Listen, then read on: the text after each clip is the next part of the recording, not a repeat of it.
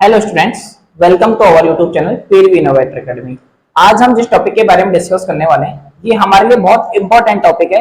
ज्यादातर बच्चों का यही डाउट रहता है कि सर हमने 12वीं क्लास बायोलॉजी लेने के बाद पास कर ली है, तो अब हम आगे कौन सा कोर्स करें, कौन सा कोर्स हमारे लिए बेस्ट रहेगा और कौन से कोर्स में कितनी सैलरी मिलेगी, गवर्नमेंट जॉब मिलेगी या नहीं मिलेगी। तो ये सब चीजें आपके बहुत सारे डाउट्स हैं, बहुत सारे लोग मेरे से पूछते रहते हैं। तो उसी के रिगार्डिंग मैंने आज आपके लिए एक वीडियो बनाया है, जिसके अंदर अगर आपने 12th क्लास बायोलॉजी सब्जेक्ट से पास कर ली है तो उसके बाद अब आप कौन सा कोर्स कर सकते हो जो कि आपके लिए बेस्ट रहेगा, अच्छी सैलरी मिलेगी, प्राइवेट और गवर्नमेंट दोनों सेक्टर की बात करेंगे हम।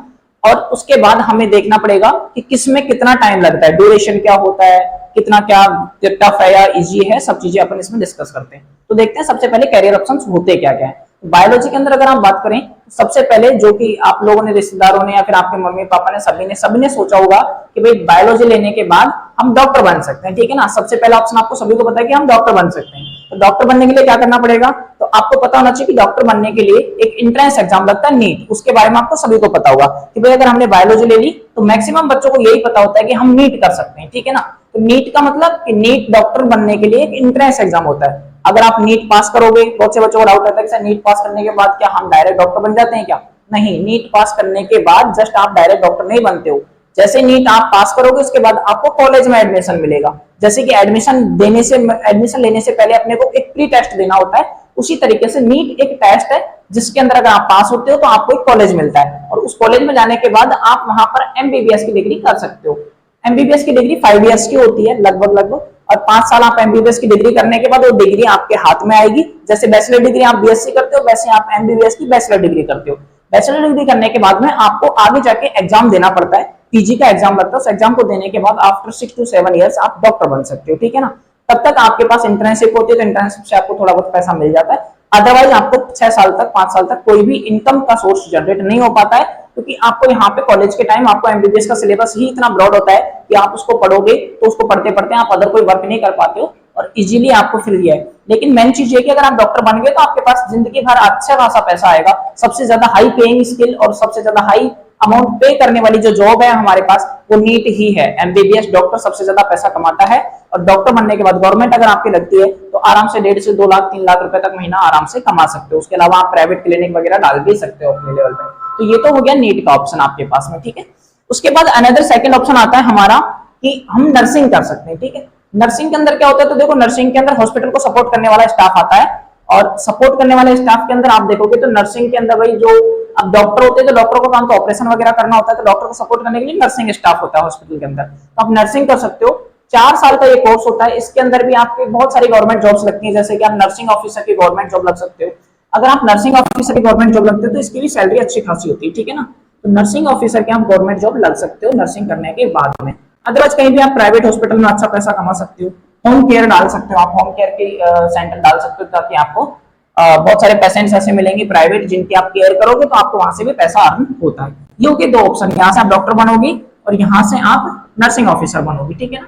दोनों में गवर्नमेंट ऑप्शन भी है, अच्छा पैसा भी है। तीसरा, अगर आप नीट भी नहीं कर पा रहे हो, बहुत से बच्चे ऐसे होते हैं जिनके पास फाइनेंशियल प्रॉब्लम होती है, क्योंकि नीट करने के लिए आपको कोचिंग की रिक्वायरमेंट पड़ती है, और मेनली कोचिंग जहां जाओगे तो वहां पर बहुत ज्यादा पैसा लगता है, ठीक है।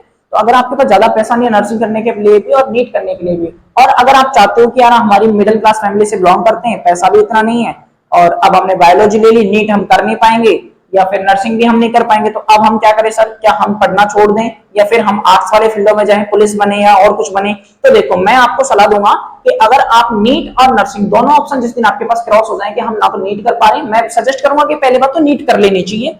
नीट अगर नहीं हो पा रही है, आपके पास कोई सिचुएशन ऐसी बन रही है कि आप नीट नहीं कर पा रहे हो, देन आप नर्सिंग की सोच सकते हो। अगर नीट और नर्सिंग दोनों ही आपके फिट नहीं बैठ रहा है तो आपका थर्ड सबसे बेस्ट ऑप्शन आता है, जो कि जल्दी से जल्दी आपको जॉब दे देगा और आपकी गवर्नमेंट जॉब लगने के चांसेस भी ज्यादा होते हैं यहाँ पर। वो है आपका पैरामेडिकल। पैरामेडिकल होता क्या है, तो देखो जैसे कि मेडिकल, जैसे पैरामिलिट्री होती है, तो मिलिट्री फोर्सेज को सपोर्ट करने वाली चीज को पैरामिलिट्री बोलते हैं, वैसे ही मेडिकल फील्ड को सपोर्ट करने वाली चीज को पैरामेडिकल बोलते हैं, ठीक है।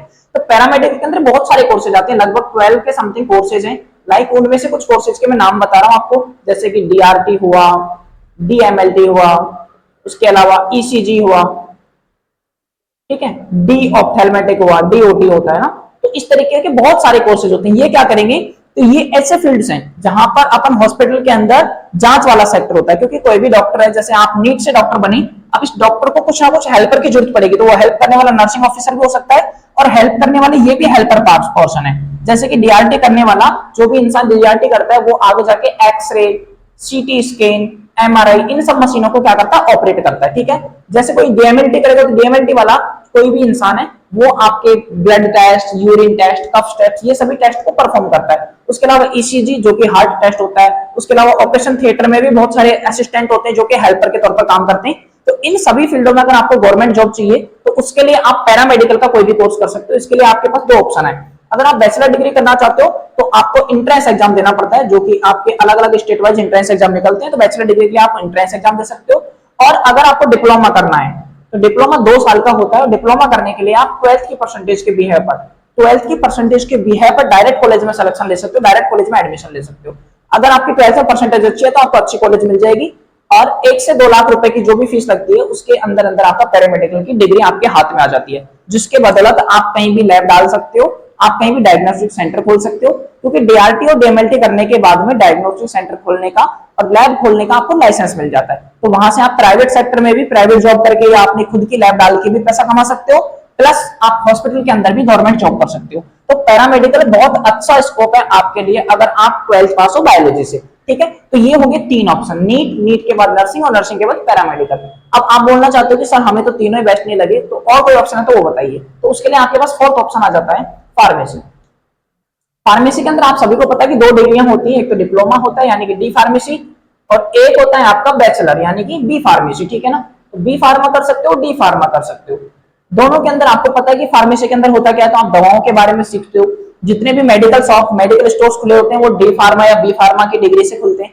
तो आप ये डिग्री करने के बाद प्राइवेट मेडिकल शॉप खोल सकते हो या फिर आप फार्मासिस्ट, गवर्नमेंट जॉब निकलती है फार्मासिस्ट की, तो फार्मेसी करने के बाद आप फार्मासिस्ट भी बन सकते हो, जिसकी भी अच्छी खासी सैलरी होती है। ठीक है ना, आप यहाँ से फार्मेसी, पैरामेडिकल से मैंने बताया नहीं आपके गवर्नमेंट स्कोप क्या होते हैं, तो वो देख लीजिए आप कि डीआरटी और डीएमएलटी करने के बाद आप लैब टेक्नीशियन और दूसरा आप रेडियोग्राफर बन सकते हो। ठीक है ना, तो अगर आपने डीआरटी कर रखी है तो रेडियोग्राफर बन सकते हो, डीएमएलटी कर रखी है तो आप लैब टेक्नीशियन बन सकते हो। इनकी वैकेंसीज एवरी ईयर हमेशा निकलती रहती है, हर हॉस्पिटल में जरूरत होती है, एम्स में भी निकलती है। उसी तरीके से फार्मेसी में आप फार्मासिस्ट बन सकते हो। ठीक है ना, तो ये हो गए 4 स्कोप और चारों के आपको गवर्नमेंट सेक्टर बता दिए। यहाँ से आप डॉक्टर बनोगे, यहाँ से आप नर्सिंग ऑफिसर बनोगे, यहाँ से आप रेडियोग्राफर बनोगे और लैब टेक्नीशियन बनोगे, और उसके साथ साथ आप यहाँ से डी फार्मेसी करके फार्मासिस्ट बन सकते हो। लास्ट ऑप्शन आता है अपने पास फिजियोथेरेपी, जो कि अपना नेक्स्ट ऑप्शन है। फिजियोथेरेपी की अगर हम बात करें तो देखो मेडिकल लाइन का एक और ऑप्शन ये फिजियोथेरेपी, जिसके अंदर आप क्या करते हो कि यहाँ से आप डॉक्टर बन सकते हो, फिजियो डॉक्टर बन सकते हो। ठीक है ना, तो जैसे आप फिजियो डॉक्टर बनोगे तो फिजियो डॉक्टर की भी अच्छी खासी सैलरी होती है, 4 to 5 इयर्स का ये कोर्स है।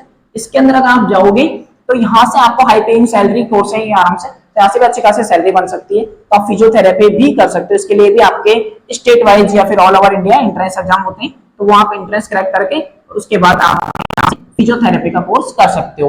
आफ्टर कोर्स आप गवर्नमेंट सेक्टर में भी जा सकते हो, फिजियोथेरेपी के लिए गवर्नमेंट वैकेंसी निकलती है और प्राइवेट काम भी कर सकते हो। लेकिन यहाँ पर गवर्नमेंट जो सीट्स होती है, गवर्नमेंट जो वैकेंसी होती है वो बहुत ज्यादा लो होती है। ठीक है ना, तो इसलिए फिजियोथेरेपी के अंदर कम जॉब्स निकलती है, मैं ये बोलना चाहूंगा सीधे सीधे। उसके अलावा अब आप बोल रहे हो सर हमने बायोलॉजी ले लिए लेकिन हमको मेडिकल लाइन में ही इंटरेस्ट नहीं है, तो ऊपर वाले जितने भी कोर्सेज हैं, चाहे वो नीट हो, चाहे वो नर्सिंग हो, चाहे वो पैरामेडिकल हो, चाहे वो आपका फार्मेसी हो, चाहे वो फिजियोथेरेपी हो, ये सभी थे आपके मेडिकल फील्ड से रिलेटेड। यानी कि आप हॉस्पिटल या मेडिकल लाइन में जाना चाहते हो तो आप इनमें से चारों में से कोई भी ऑप्शन को सेलेक्ट कर सकते हो और इनमें से कोई भी अच्छा सा कोर्स करके आप मेडिकल लाइन में जा सकते हो। लेकिन अगर आप मेडिकल लाइन में ना जाकर टीचिंग लाइन में जाना चाहते हो तो देखो इनमें से किसी भी कोर्स को करके भी आप टीचर बन सकते हो, लेकिन अनदर मैक्सिमम लोग सेलेक्ट करते हैं अपना बीएससी वाला ऑप्शन। ठीक है ना, तो बैचलर इन साइंस यानी कि बीएससी आप यहां से कर सकते हो।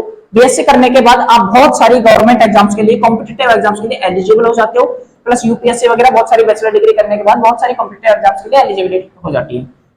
उसके बाद में देखोगे तो यहाँ से आपके सामने टीचिंग ऑप्शन खुल जाता है। बीएससी और एमएससी करने के बाद आप प्रोफेसर या टीचर बन सकते हो साइंस में, फिजिक्स, केमिस्ट्री, बायो का। आप first grade, second grade, NEET वगैरह के एग्जाम देके और बीएससी करने के बाद टीचर बन सकते हो। लेकिन मैं आपको प्रेफर करूंगा कि अगर आपने साइंस बायोलॉजी लिए तो बायोलॉजी मेडिकल लाइन के लिए ही ली जाती है। अगर आपको ये बीएससी करनी थी तो आप कोई और सब्जेक्ट भी ले लेते, आप ऐसे तो फिर आर्ट्स लेके आप बैचलर कर लेते। तो बैचलर डिग्री मैं प्रेफर कम करता हूँ। अगर आपने बायोलॉजी लिया तो आपके पास पहले तो मेडिकल लाइन के ऑप्शन होते हैं, लेकिन फिर भी आपकी चॉइस है कि अगर आप मेडिकल लाइन में नहीं जाना चाहते तो बीएससी भी एक अच्छा कोर्स हो सकता है और एमएससी करने के बाद आप टीचिंग में जा सकते हो और आप अपने अलावा बहुत सारे कॉम्पिटिटिव एग्जाम्स भी दे सकते हो। अब हम बात करते हैं कि सर हमने बायोलॉजी ले ली तो क्या हम कॉम्पिटिटिव एग्जाम्स में जा सकते हैं, लाइक हम बैंक में जा सकते हैं, लाइक हम यूपीएससी कर सकते हैं, लाइक हम एयरफोर्स में जा सकते हैं, तो और ऑप्शन है या नहीं है? तो यस, मैं बोलना चाहूंगा कि आपके लिए सारे ऑप्शंस खुले हुए हैं। आप other competitive exams like banking हुआ, रेलवे हुआ, यूपीएससी हुआ, यानी कि सिविल सर्विसेज, ठीक है ना, इन सभी में आप जा सकते हो। और भी बहुत सारे कॉम्पिटिटिव एग्जाम्स आती हैं आपकी, है ना, एयरफोर्स हुआ, डिफेंस हुआ, पुलिस हुआ, एसआई वगैरह सब चीजें आप बन सकते हो, पटवार, एसएससी, सब चीजें यहाँ से कर सकते हो, ठीक है। तो इन सबको भी आप कर सकते हो आफ्टर बायोलॉजी। तो 12th में बायोलॉजी लेने के बाद में आपके पास इतने सारे कैरियर ऑप्शन खुल जाते हैं। बायोलॉजी एकमात्र ऐसा सब्जेक्ट है जो इतना सारा आपको स्कोप देता है, क्योंकि इसके पास खुद के ऑप्शन बहुत सारे हैं, प्लस ये बाकी सब्जेक्टों के ऑप्शन जैसे कि बीएससी से आप टीचिंग वगैरह या प्रोफेसर वगैरह बन सकते हो, प्लस सारी की सारी, जैसे आप हो सकता है कि बायोलॉजी लेने के बाद सब लोग यही सोचते हैं कि मैं डॉक्टर ही बनूंगा, लेकिन नहीं, बायोलॉजी लेने के बाद आप बैंक में भी जा सकते हो। ये सबसे बड़ी बात है, क्योंकि बहुत से बच्चों ने मेरे से पूछा कि सर अगर हम बायोलॉजी ले लेंगे और हमको बैंक में जाना है तो क्या हमको कॉमर्स ले लेनी चाहिए? नहीं, कॉमर्स का कोई ऑप्शन नहीं है। अगर आप बायोलॉजी से पास हो तो ऐसा कुछ नहीं है कि आप बैंक में काम नहीं कर सकते हो, बैंकिंग जॉब भी आप अडॉप्ट कर सकते हो, ठीक है ना। तो ये हुआ हमारा अदर कॉम्पिटिटिव एग्जाम्स, और ये हुआ हमारा बेस्ट बीएससी वाला ऑप्शन, ठीक है। अगर आप चाहते हो तो देखो, अब ऑल ओवर अगर हम इसका पूरा का समराइज देखें कि सर सबसे बेस्ट और सबसे जल्दी हाई सैलरी और सबसे जल्दी जॉब लगने वाला कोर्स कौन सा होगा, तो वो होगा आपका, इन सभी में मैं बताऊं तो देखो सारी चीजों को अगर देखें तो सबसे फर्स्ट नंबर पर जो होता है वो होता है पैरामेडिकल, ठीक है। 100% जॉब की श्योरिटी होती है यहाँ पर, क्योंकि कंपटीशन बहुत ज्यादा कम होता है, लोगों को पता ही नहीं होता कि पैरामेडिकल होता क्या है, लोग जानते ही नहीं कि डीआरटी, डीएमएलटी, ईसीजी, डीओटी होते क्या है, तो इनमें बहुत ज्यादा कंपटीशन लो है। और दूसरी बात, कोर्सों का ड्यूरेशन भी बहुत कम है, यानी कि 2 साल के डिप्लोमा कोर्स करो और उसके बाद में जस्ट वैकेंसी आते हैं, आप फॉर्म फिल कीजिए, आपकी नौकरी लग जाती है। तो 2 से 3 साल के अंदर आप पैसा अर्न करने लग जाती हो, और प्राइवेट और गवर्नमेंट दोनों सेक्टर के अंदर अच्छा पैसा मिलता है, तो पैरामेडिकल आपकी फर्स्ट चॉइस हो सकती है। बाकी आप अपने अकॉर्डिंग सेलेक्ट कर सकते हो। अगर आप बहुत ज्यादा अच्छे हो पढ़ाई के अंदर, या फिर आपकी फैमिली सिचुएशन बहुत अच्छी है, आप टाइम ले सकते हो, 7 साल का इंतजार कर सकते हो, आप बहुत सारे अटेम्प्ट लेने के लिए रेडी हो, या फिर आपके अंदर इतनी एबिलिटी है फर्स्ट अटेम्प्ट के अंदर नीट क्रैक कर सकते हो, तो सबसे पहले मैं आपको बोलना चाहूंगा कि नीट ही कीजिए आप, क्योंकि डॉक्टर बनना सबका सपना होता है, और अगर आप डॉक्टर बनते हो तो बहुत अच्छी लाइफ जीने को मिलती है, तो बहुत अच्छी जॉब है डॉक्टर की। लेकिन अगर बहुत सारी सबकी सिचुएशन एक जैसी होती नहीं है, तो सब डॉक्टर बन नहीं पाते हैं, तो उनके लिए मैं अदर ऑप्शंस बता रहा हूँ कि वो पैरामेडिकल से कर सकते हैं। नर्सिंग के कंपैरिजन में और फार्मेसी के कंपैरिजन में पैरामेडिकल बेस्ट है आपके लिए, ठीक है। तो आई होप कि वीडियो आपको इन्फॉर्मेटिव लगी होगी। अगर वीडियो इन्फॉर्मेटिव लगी तो चैनल को जरूर सब्सक्राइब करें, और उसके अलावा आपके लिए इस चैनल के ऊपर बहुत सारा यूजफुल कंटेंट हम डालते रहते हैं रेगुलरली, तो आप चैनल को विजिट जरूर करें। थैंक यू एंड धन्यवाद।